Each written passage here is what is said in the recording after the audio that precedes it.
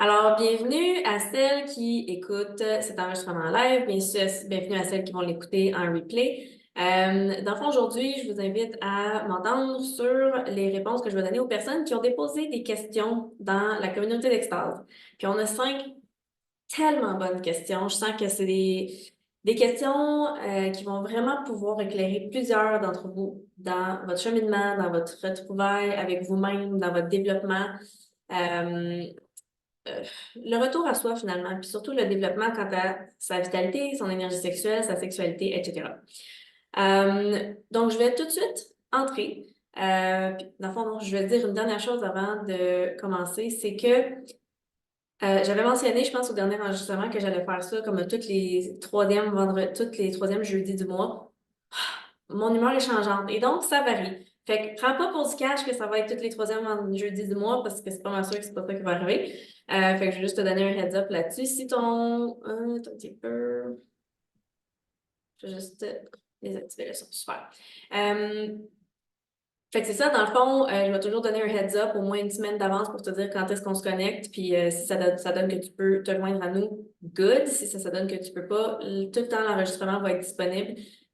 Puis non seulement je le dépose la partie Q&A dans YouTube, puis je vais probablement éventuellement extraire tout ce qui est audio pour le mettre en version podcast pour que ce soit de plus en plus accessible, de faire en sorte que de plus en plus de gens puissent entendre tout ce qu'il y a à être partagé. Il y a tellement de richesse qui sort de vos questions.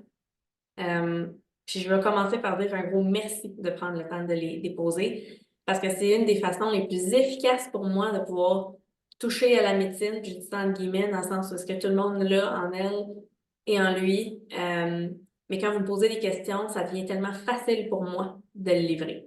Fait que merci. Fait que je vais commencer tout de suite avec la première question. Qu'est-ce que je peux faire pour m'aider à me retrouver sexuellement parlant? Comment redécouvrir ma libido? Quelle manière puis-je utiliser pour arriver mon plaisir, mon désir? J'aime mon homme de tout mon cœur, mais je vois que notre intensité de désir sexuel est différente. Lui, il pèse beaucoup. C'est un sujet délicat à la maison, autant pour moi qui se sent jugé et autant pour mon homme qui me comprend pas. Euh, c'est tellement une question dans laquelle il y a une infinité de nuances. Puis je vais commencer par ceci. Il y a l'aspect émotionnel, il y a l'aspect physique, il y a l'aspect familial. C'est extrêmement difficile pour toi de déterminer qu'est-ce qui te convient si, euh, en bout de ligne, tu es perdu dans tous ces rôles-là, puis que tu sais plus qui tu es. La raison pour laquelle c'est difficile comment je peux dire, d'avoir une bonne intimité sexuelle avec son partenaire, c'est souvent, surtout parce qu'on ne se connaît pas émotionnellement. Il y a une question un peu plus tard qui est un peu semblable dans le sens où est-ce que comment on fait pour se redécouvrir? Comment est-ce qu'on fait pour raviver notre libido? What if ta libido qui est pas présente, c'est un cri de ton corps qui te dit Slow the fuck down, you're not doing what you're supposed to be doing. What if ta libido qui est pas présente, c'est exactement la même chose que si tu viens de t'enfiler 4 Big Mac avec une poutine puis 3 hot dogs du Costco puis ton corps est comme arc, c'était bien dégueulasse. C'était bon, mais c'est comme dégueu, puis là, j'ai plus faim, je peux plus, il faut que je prenne une pause. C'est une métaphore vraiment drastique, mais c'est un peu le même principe dans le sens où est-ce que toute notre vie, on a vécu une sexualité vide, mécanique, parce qu'on n'y connaissait pas grand-chose. Fait que c'est comme si on s'est enfilé, genre, du fast-food sexuel, façon de parler.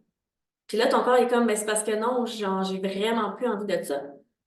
Fait que là, ton corps, qu'est-ce qu'il fait? Il shut down ta libido, il te fait remettre en question absolument tout. Il fait en sorte que tu vas ressentir plus d'émotions, mais là, tu es comme, mais parce que je sais pas quoi faire avec ces émotions-là, parce que c'est la première fois que je les ressens aussi intensément. Ce qui va faire en sorte que tu vas être encore plus à l'écoute de ton corps et de tes ressentis, ou bien que tu vas retomber dans le je m'engourdis, je fuis, etc. Et tu retombes après ça dans se gaver dans le sexe mécanique ou dans le fast-food sexuel. Quand ta libido est pas là, c'est pas tout le temps juste une question d'hormones puis de suivre ton cycle infradien ou d'être en périménopause ou d'être en préménopause. Des fois, elle te dit exactement ce que tu as besoin d'entendre dans le moment présent, ce qui est prends ton temps puis focus donc sur n'importe quoi d'autre que le sexe. Une des affaires que je remarque avec les personnes que j'accompagne qui est le plus flagrante au niveau de la sexualité féminine puis de la libido, c'est le fait que plus on ressent une pression extérieure, moins la libido est présente. Je te dis ça, puis tu dois être comme, OK, non, c'est pas, je le sais déjà. Parfait. Mais qu'est-ce que tu fais avec cette information-là? Tu es consciente. Tu sais que parce que tu as une pression extérieure de ton conjoint ou de ta conjointe, ça fait pas en sorte que tu as envie de faire l'amour. C'est pas que tu n'as pas envie de faire l'amour, c'est que tu es tanné de faire l'amour pour quelqu'un d'autre.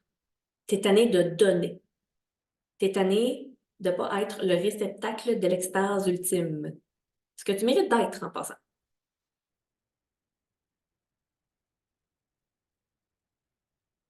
Fait que la façon la plus efficace, je te dirais, c'est de focuser sur n'importe quoi d'autre que la connexion sexuelle. Une des affaires la plus efficaces, c'est de recommencer à jouer, à être créative, à ressentir le plaisir dans la vie. C'est un peu ça l'objectif du 21 jours d'extase. Il y a plusieurs femmes qui ne vont pas nécessairement partager, mais qui nomment juste en lisant les partages puis en faisant les défis, même si je ne partage pas tout, je les fais chez nous, j'ai le guide. Puis je remarque à quel point le fait de ressentir plus de plaisir, ça fait en sorte que ma libido revient. Puis c'est pas comme si j'ai eu besoin de faire quelque chose de spécial, là.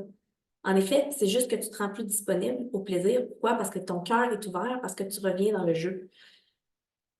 Fait que arrêtez de mettre la pression sur ou de questionner si c'est normal ou pas que tu aies une libido qui est en feu.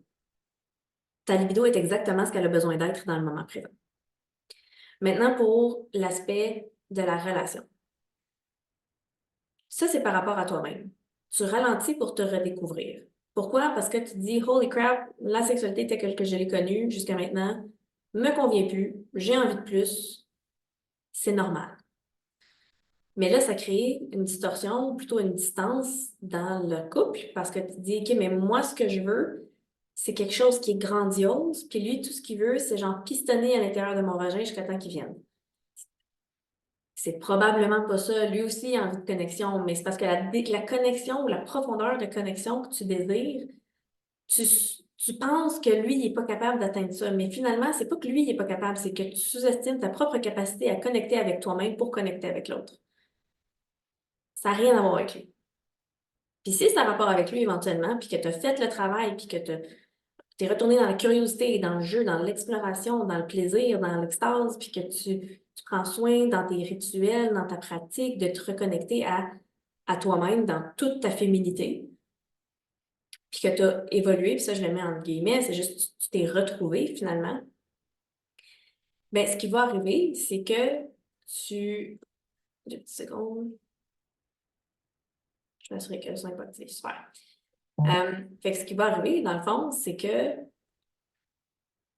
il va se créer une distance.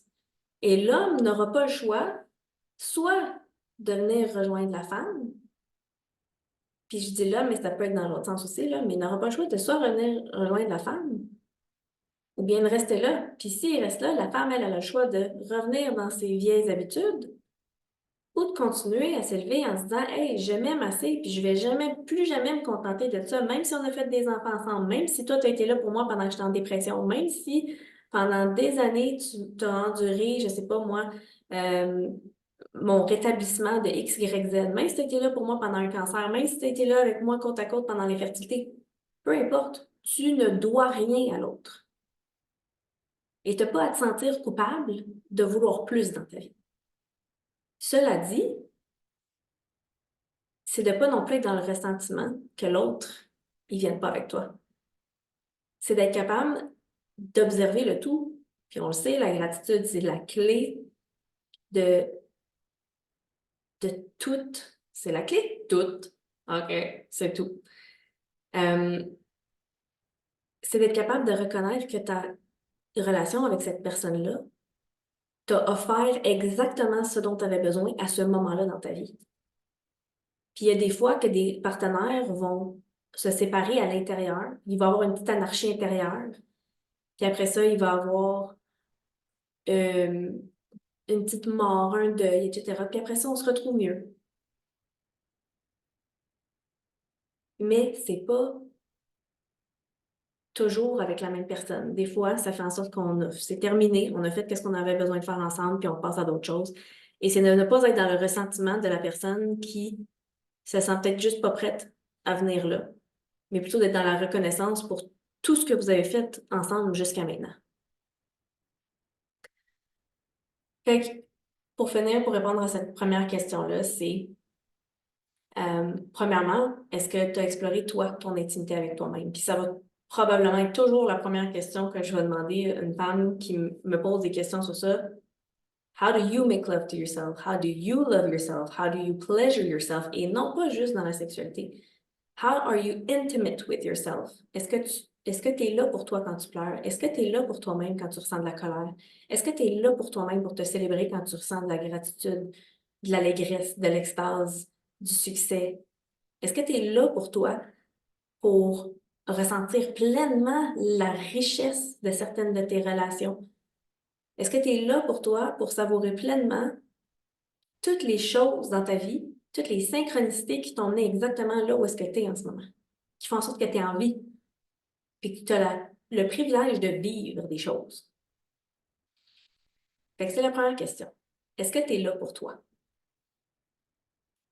Tu me demandes des questions sur la libido. Est-ce que tu es là pour toi? Est-ce que tu joues? Est-ce que tu danses? Est-ce que tu chantes? Est-ce que tu dessines? Est-ce que tu dépasses quand tu dessines? Est-ce que tu te donnes la permission de te planter? De faire comme si que j'ai été mauvaise. T'as vu comment j'ai envoyé le balle dans le dallo, genre 3 fois de suite? Puis ça, est-ce que tu te donnes cet espace-là ou dès que tu es comme, non, non, non, dès que tu doutes de toi, tu doutes de tout.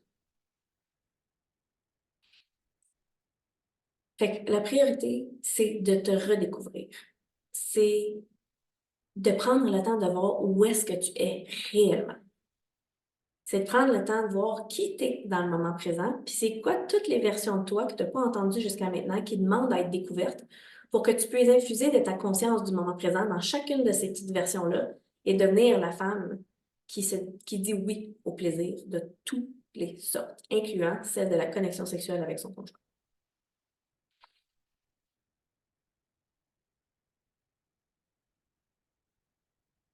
Euh, je vais finir avec ceci pour cette question-là. Il y a quelque chose d'extrêmement puissant quand, même dans une relation que ça fait longtemps qu'on est, d'apprendre à dire exactement ce qu'il y en est. Si tu t'en tiens à des faits, tu sais que tu as parlé avec ton cœur, puis la réaction de l'autre est sa responsabilité. Mais c'est que si tu t'apprêtes à dire, tu es prête aussi à accueillir sa réaction sans la prendre sur toi-même. Fait que d'apprendre à dire, c'est pas comme ça que j'ai envie de connecter en ce moment. Moi aussi, j'ai envie de connecter avec toi. Moi aussi, j'ai envie d'avoir un moment d'intimité. Mais on pourrait-tu, genre, avoir une stimulation intellectuelle? On pourrait-tu prendre le temps d'avoir une conversation qui dure plus qu'une demi-heure sans la télé, sans les téléphones, sans les enfants qui nous interrompent, avant que tu mettes ton pénis dans mon vagin ou avant que tu mettes tes doigts dans mon vagin ou avant que tu mettes ta bouche sur mon vagin ou que je mette ma bouche sur toi? J'ai besoin de plus.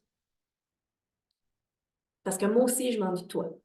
Moi aussi, j'ai envie de connecter. Mais je réalise que ce qu'on a, là, c'est plus ça qui me convient. C'est correct de le nommer. Alors, la prochaine question, comment mettre fin à une dépendance affective, avec une relation de codépendance, finalement? C'est super simple et super complexe à la fois parce que c'est quelque chose qui est facile en théorie, mais c'est vraiment dans les petites habitudes au quotidien. Fait que toujours ce que je veux dire par rapport à ça, c'est à chaque fois que tu te régules, tu effaces une partie de la codépendance. Qu'est-ce que je veux dire par là? C'est que plus tu es consciente de tes patterns de codépendance, que ce soit dans le fait de te taire alors que tu as besoin de dire quelque chose, que ce soit dans l'anticipation de la réaction de l'autre dont tu te retiens, que ce soit dans le fait de ne pas nommer tes désirs, de ne pas nommer tes limites, de t'auto-bypasser d'une certaine façon. Fait que toutes les fois où est-ce que ça fait surface, tu choisis de répondre à la place de réagir, tu es en train de te réguler, et l'inverse est vrai aussi. À toutes les fois où est-ce que tu te régules avant de répondre, tu effaces la réaction que tu avais avant. Même chose, tu sais, comme on parle de codépendance, puis peut-être que dans cette question-là, c'est surtout par rapport à la codépendance affective dans une relation amoureuse, mais c'est la même chose avec nos enfants, c'est la même chose avec nos parents. Nous ne sommes pas codépendants, on n'est pas indépendants, nous sommes interdépendants. On fonctionne tous correct sans l'un et l'autre. Mais on sait que, étant bien accompagné ou en ayant une bonne connexion avec plein d'autres personnes, on est plus. On est tout entier déjà. Le moment où est-ce que tu réalises je suis entière, je me régule, et si je choisis de connecter avec cette personne-là, c'est pour bonifier, rehausser mon existence. C'est en train de sortir de la codépendance. Ça fait presque 20 ans que j'étais avec Patrick. Il y a encore des moments où est-ce que je suis comme ah, je pense que j'étais dans l'anticipation de sa réaction, puis je me suis abstenue de dire ce que j'avais besoin de dire. Ou j'ai eu une conversation, j'étais pas confortable avec sa réponse, puis là, finalement, j'ai comme tué mon intuition d'une certaine façon. OK, je le réalise. Maintenant, je réaligne. C'est-à-dire, il n'est pas trop tard, c'est d'arrêter de s'en vouloir, c'est juste d'être dans l'observation plutôt que dans la réaction. C'est d'être dans l'observation et la réponse plutôt que d'être dans la sanction, la culpabilité, la persécution personnelle. Christy, grosse perte d'énergie. Mais encore là, c'est le réflexe. C'est ça aussi, de devenir observatrice de celle qui s'observe. Fait que les niveaux de profondeur sont tous là. Fait que concrètement, comment mettre fin à une relation de dépendance affective? Il y a des personnes que ça va être plus simple pour eux, pas plus simple, mais c'est plus facile de se retirer de la relation afin de se réguler. Et il y a d'autres personnes qui vont choisir de se réguler pour être sûr que c'est la bonne décision de sortir de la relation. Mais il n'y a pas de bonne ou de mauvaise façon de faire les choses. C'est toujours après que tu sais si tu as fait le choix qui te sert le mieux. Puis c'est soit que tu ressens de la satisfaction, du succès, de la libération, qui est sur le long terme, ou bien tu ressens de l'amertume, le sentiment d'avoir pas vraiment complété quelque chose. Et finalement, c'est quelque chose qui va se reproduire dans d'autres relations, pas nécessairement dans la relation amoureuse, mais ça peut revenir dans des relations amicales, dans des relations avec des collègues, où est-ce que tu remarques qu'il y a encore beaucoup de codépendance. Ensuite, comment on fait pour reconstruire sa sexualité lorsqu'on a été abusé et violenté par un ancien partenaire? Quelles seraient les étapes de guérison? I'm gonna look back to ma première réponse où est-ce que je te nomme que c'est excessivement important de pouvoir connecter avec la version de nous qui est petite. Fait qu'est-ce qui arrive, là, c'est que les moments où est-ce qu'il y a des grosses comme écarts entre nos désirs puis la vie qu'on a en termes de sexualité, c'est souvent parce que il y a une petite nous qui n'a pas évolué dans son énergie sexuelle. Fait qu'autant quand il y a un manque, comment je peux dire, de empowerment ou de présence de la femme dans la relation, autant quand on est dans une situation où est-ce qu'on a déjà vécu violence sexuelle ou abus, puis qu'après ça, on est comme démunis, c'est vraiment parce que notre énergie féminine, elle s'est faite petite. Fait qu'à partir de là, c'est de prendre le temps, justement, de te redécouvrir. Il y a tout le temps des exercices que je donne, que c'est avec un miroir, que c'est de dessiner, Tayani, c'est juste de rentrer en contact avec cette version-là de toi et de le faire comme si tu étais une petite fille de 5 ans qui est comme oh, il y a quelque chose qui chatouille. Il y a une petite bille qui chatouille. Oh, wow! Oh, c'est donc bien doux cette partie-là. Tu le fais avec cette énergie de curiosité pour amener la sécurité de la femme que tu es à la version de toi qui est dans la découverte. Pour maintenir cette curiosité-là allumée pour la fin des temps de ton existence humaine. Tu te dis, je vais être autant sexuelle à 5 ans qu'à 98 ans, là. Il n'y a rien qui va changer le fait que tu es un être sexuel. Mais il n'y a aussi rien qui va changer le fait que tu dois transcender l'aspect ou d'arrêter de mettre sur un piédestal la sexualité physique et te connecter davantage à ta vitalité puis ton essence féminine et ton énergie sexuelle pour ne pas rester une victime finalement de n'importe quoi qui a pu nous être arrivé, sexuellement parlant, physiquement. Puis je sais que ça, c'est un gros morceau, mais c'est possible. Puis je le dis en toute connaissance de cause, dans le sens où Tu sais, même moi, mes premières expériences sexuelles ont été dans un contexte qui est tellement mal vu par la société, qui est tellement tabou, qui est comme... Puis pourtant, je suis ici aujourd'hui, puis je vous parle de ça, puis grandement... J'ai vraiment une passion et un amour pour ça. Pourquoi? Parce que je réalise que le sexe physique, c'est un bonus et non pas un objectif. Mais pour arriver à ça, il faut que tu aies une réconciliation avec l'énergie sexuelle, avec ton essence féminine et avec ta sexualité en tant que femme. Et ça part vraiment dans le fait de t'écouter davantage, d'écouter ton corps, d'écouter ton intuition, connecter avec ton dark feminine. Ah! C'est quoi dark feminine? C'est la créativité, c'est la passion, c'est le feu, c'est la fougue. You're allowed. You're allowed. J'ai envie de dire, pour une personne qui manque de libido, qui manque de confiance en soi, qui est dans la codépendance, ou qui, en ce moment, n'a pas une belle ou une saine sexualité, euh, on peut-tu juste arrêter d'être des bonnes petites filles? On peut-tu juste arrêter d'être des bonnes petites filles? Oui, oui, on peut. On peut. Permission. Boom. That's it. Alors ensuite, comment surmonter la blessure rejet-abandon? Cette blessure qui me met en mode survie dans la constance, dans la constante peur d'être de nouveau abandonnée et rejetée. Euh, c'est pas, c'est pas doux comme réponse, mais c'est de faire le bilan pratiquement à tous les jours de comment est-ce que j'ai été codépendante et comment est-ce que moi je me suis abandonnée puis je me suis rejetée au courant de la journée. Si tu prends le temps juste de prendre conscience de toutes les fois dans la journée où est-ce que tu t'es abandonnée et rejetée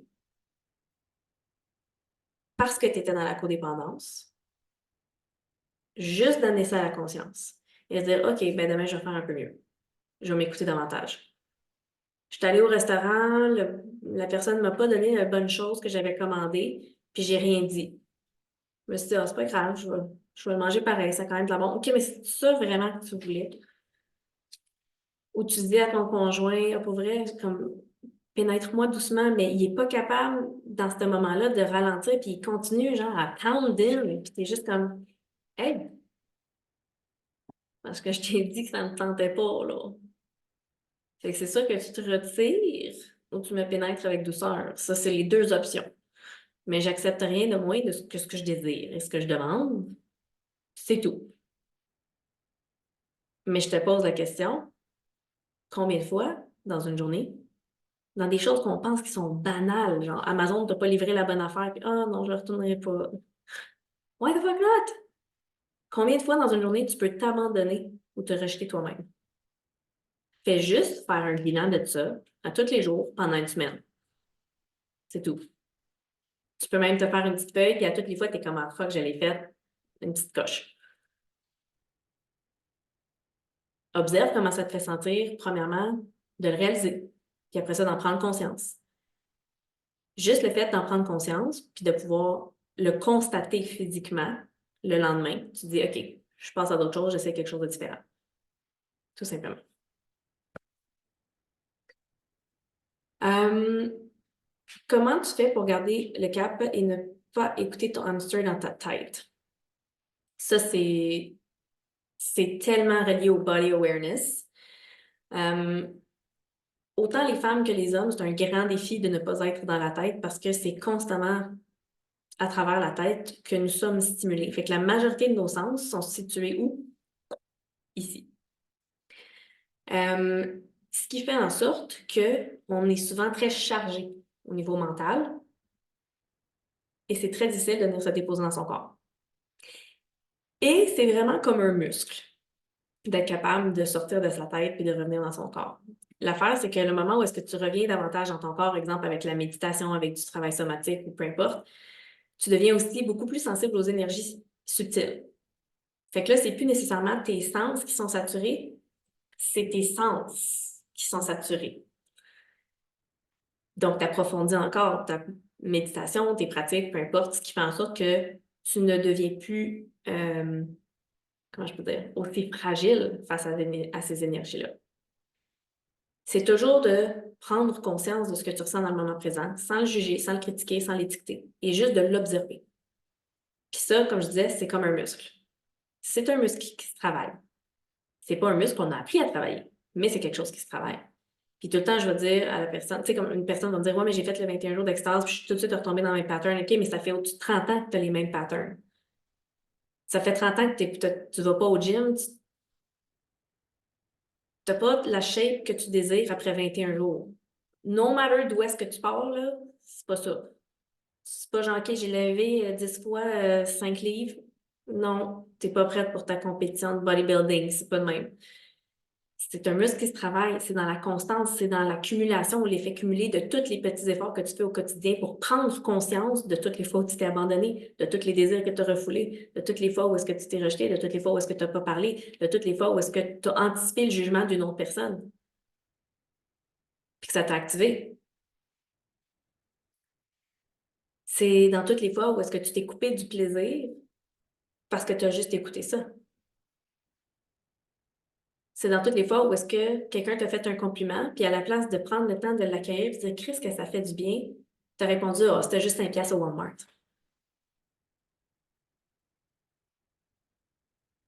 Réellement, pour être moins dans sa tête, il faut que tu sois plus dans ton corps. Puis pour habiter plus pleinement ton corps, il n'y a pas d'autre façon que d'y connecter pleinement. Je vais faire encore un parallèle avec le 21 jours d'extase. Quand tu habites pleinement ton corps et que tu y infuses volontairement, intentionnellement, de la lumière, du plaisir, de la présence, de l'amour, de la compassion, tes cellules sont toutes tellement remplies qu'il n'y a plus de place pour la marde extérieure. Je suis tellement pleine, comme boink, ça rebondit, il n'y a plus de place. Puis s'il y a des moments où est-ce que peut-être tu es plus vulnérable, plus à risque, tu viens de faire une grosse purge, il y a comme un morceau d'armure qui est tombé, t'es particulièrement comme tender, you know? Puis il y a quelque chose qui réussit à s'infiltrer, mais parce que tu es tellement consciente et présente, parce que tu habites tellement entièrement ton corps, c'est pas quelque chose that you leave in that festers. It's something that you see and you treat tout de suite. J'appelle ça des petits energy surgeries. C'est ce qui fait en sorte que tu peux, exemple, changer un pattern de codépendance en 90 secondes. C'est ce qui fait en sorte que quand ton enfant a envie de te lancer un objet parce que tu es en crise après toi, tu ne tombes pas dans la réaction. C'est ce qui fait en sorte que quand ton chum, il semble vouloir faire l'amour, mais que toi, ça te tente pas, tu tombes pas dans la codépendance puis le self-resentment de stick, je suis pas, pourquoi j'ai pas de libido, c'est juste, c'est pas tant que j'ai pas envie de faire l'amour, mais j'ai peut-être pas envie de faire l'amour comme que je pense qu'il a envie de faire l'amour, donc je vais proposer quelque chose. C'est d'être tellement profondément aware de chacune des petites cellules de ton corps qu'il n'y a plus de place pour la statique mentale. Je reviens, c'est la pratique. C'est le fait de s'ouvrir davantage au plaisir, à l'extérieur, au ressenti, puis d'en faire une pratique quotidienne. J'observe que les personnes qui vont prendre davantage le temps de lire ou de se déposer dans le groupe de la communauté extatique ressentent davantage de bienfaits. Pourquoi? Parce que c'est très conscient, c'est partagé, c'est amené à la surface, c'est concret. C'est comme une célébration de toutes les extases qu'on a. Il y a des personnes qui sont comme, ça fait 2 semaines que je ne suis pas venue me déposer. Puis aujourd'hui, j'ai déposé, j'ai commencé en me disant, je ne sais pas si j'en ai tant que ça, des extases, il me semble que c'est dur à nommer. Finalement, j'en ai une, puis j'ai réalisé que j'ai tellement de belles choses. Fait que tout le chahut mental finit par se taire. Parce que toutes les fois où est-ce que tu penses trop, c'est que tu nourris pas assez ton corps en amour. Mais le moment où est-ce que tu prends le temps de ressentir tout l'amour, l'extase, le plaisir, le chahut mental va diminuer. Fait qu'il y avait une dernière question qui avait été posée aussi dans le groupe, que c'était comment tu fais pour pas lose your shit quand, par exemple, il y a une situation justement qui arrive avec tes enfants. Je garde Nadiel, mini Nad, tellement proche, là. est tellement proche que je fais juste parler de mini-nads, puis c'est comme si je tiens un enfant dans les bras. Je ressens sa présence, je la vois avec ses petites lulus, puis son air farceur, puis sa petite dent pétée qu'elle avait cassée sur du béton en déboulant les marches, avec son habit en coton ouaté rose. Elle est tellement proche. Puis je deviens émue quand j'en parle parce qu'à toutes les fois où est-ce qu'il arrive une situation avec les filles, si je réagis à la place de répondre, c'est que je sais que je n'ai pas écouté ou je n'ai pas pris le temps de ressentir cette présence-là. Parce que je la consulte à chaque calice de fois. Et Nat, toi, t'aurais eu besoin de quoi, mettons, comme dans cette situation-là? Qu'est-ce qui t'aurait vraiment fait du bien? Tu sais pas, mais qu'est-ce que tu veux vraiment pas, genre? Ça, là,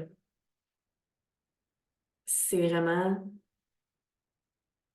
le plus bel outil pour interagir avec les enfants, puis rester dans ma divinité, puis rester dans le... Pas dans le... C'est même pas genre dans le gentle parenting de Kumbaya, puis genre, on est tellement zen. Non!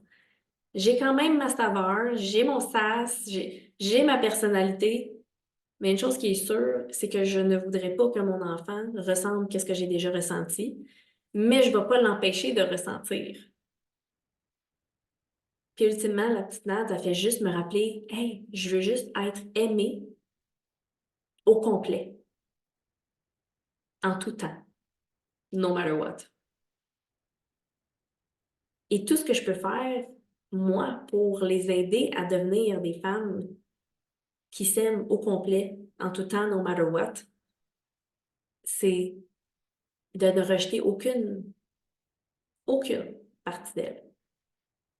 Même ceux qui, des fois, me détestent. Non, non! Même ceux-là. Mais ça demande que moi, je m'aime beaucoup. Puis pas, je m'aime beaucoup. Ça demande que je prenne, ça demande que je prenne, que je prenne soin d'être moi, entièrement, pratiquement tout le temps. Parce que les fois où est-ce que je l'ai pas été, c'est pas que ça m'a coûté. Il est arrivé exactement ce qui avait besoin d'arriver, puis j'ai appris. Mais je n'étais pas au meilleur de moi-même pour servir les enfants que j'ai mis sur cette terre. Mais ils ont le privilège d'avoir une personne qui abandonne jamais, qui persévère, qui se donne la permission de fuck up, qui se donne la permission de laisser du bordel, qui se donne la permission de s'effondrer une fois de temps en temps.